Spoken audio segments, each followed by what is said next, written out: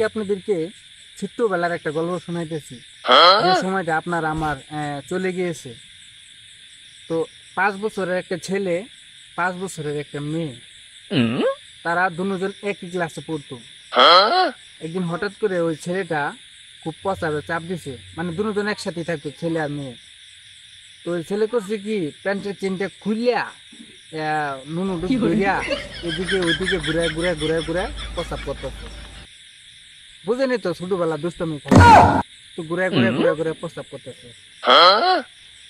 ওই মেয়েটা করছে কি, ওই মেয়েটা কান্নটা দেখি দেখিয়া হ্যাঁ করছে কি, হ্যাঁ প্রস্তাব করে আরে হ্যাঁ তো প্রস্তাব করে, কিন্তু এইভাবে দরুনের তো জায়গা নাই। মেয়ে কি আর এটা বুঝে যে হ্যাঁ যে ছেলে, আমি মেয়ে, আমার যে দরুনের জায়গা নাই, এদিকে এদিকে ঘুরামু। তো ভাই গল্পটা হইলো এরকম। যদি আপনাদের ভালো লেগেছে তাহলে লাইক করে দিন। মেয়ে তো পাইবো না, ও তো বুঝে না, ও তো জ্ঞান নাই, মানে ছোটবেলার গল্প তো এটাই। আমি শুনছিলাম আমার দাদার কাছে, তো আজকে মনে হয়েছে, এলাকা আপনাদেরকে বানাইলাম। আপনাদের কেমন লাগছে কমেন্টে বলে যান।